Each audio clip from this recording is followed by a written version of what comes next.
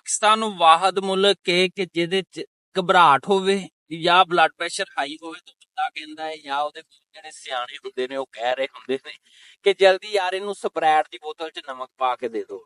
ਖਾਣਾ ਖਾਣ ਤੋਂ ਬਾਅਦ ਜਿਹੜੀ ਇੰਨੀ ਗੈਸ ਹੁੰਦੀ ਹੈ, ਈਦ ਦੀਆਂ ਛੁੱਟੀਆਂ ਦੇ ਵਿੱਚ ਮੈਸੇਜ ਤੇ ਫੋਨ ਆਈ ਜਾਂਦੇ ਨੇ ਧੜਾ ਧੜ ਕਿ ਮੇਰਾ ਬਲੱਡ ਪ੍ਰੈਸ਼ਰ ਹਾਈ ਹੋ ਗਿਆ, ਡਾਕਟਰ ਸਾਹਿਬ ਗੋਸ਼ਤ ਖਾਦਾ ਤਾਂ ਸਿਰ ਚੱਕਰ ਆਈ ਜਾਂਦਾ। ਅਗਰ ਤੁਸੀਂ ਇਹਨਾਂ ਚੱਕਰਾਂ ਤੋਂ ਬਚਣਾ ਹੈ, ਮਿਹਦੇ ਦੀ ਗੈਸ ਤੋਂ ਬਚਣਾ ਹੈ, ਜਿਹੜਾ ਤੁਸੀਂ ਗੋਸ਼ਤ ਖਾਣ ਤੋਂ ਬਾਅਦ ਤੁਹਾਨੂੰ ਘਬਰਾਹਟ ਹੁੰਦੀ ਹੈ, ਸਿਰ ਵਜ਼ਨੀ ਹੋ ਜਾਂਦਾ ਹੈ, ਬਲੱਡ ਪ੍ਰੈਸ਼ਰ ਹਾਈ ਹੋ ਜਾਂਦਾ ਹੈ, ਜਾਂ ਜਿੰਨੇ ਵੀ ਮਸਲੇ ਮਿਹਦੇ ਦੇ ਨੇ, ਅਗਰ ਤੁਸੀਂ ਕੋਲਡ ਡਰਿੰਕ ਦੀ ਜਗ੍ਹਾ ਪੁਦੀਨੇ ਦਾ ਪਾਣੀ, ਪੁਦੀਨੇ ਦੀ ਚਟਨੀ, ਪੁਦੀਨੇ ਦਾ ਕਾਵਾ, ਮਿੰਟ ਮਾਰਗਰੀਟਾ, ਲੈਮਨ ਮਾਰਗਰੀਟਾ, ਜਿਹੜਾ ਮਰਜ਼ੀ ਜਿਸ ਤਰ੍ਹਾਂ ਇਸਤੇਮਾਲ ਕਰ ਲਓ। ਮਿੰਟ ਮਾਰਗਰੀਟਾ ਦਾ ਮਤਲਬ ਆ ਪਾਣੀ ਨੂੰ ਤੁਸੀਂ ਗ੍ਰੈਂਡ ਕਰਕੇ ਉਹਨੂੰ ਚੰਗਾ ਠੰਡਾ ਕਰਕੇ ਪੁਦੀਨੇ ਵਾਲੇ ਨੂੰ ਇਸਤੇਮਾਲ ਕਰ ਲਓ। ਲੈਮਨ ਮਾਰਗਰੀਟਾ ਦਾ ਮਤਲਬ ਤੁਸੀਂ ਉਹਦੇ ਵਿੱਚ ਲੈਮਨ ਦਾ ਇਸਤੇਮਾਲ ਕਰ ਲਓ।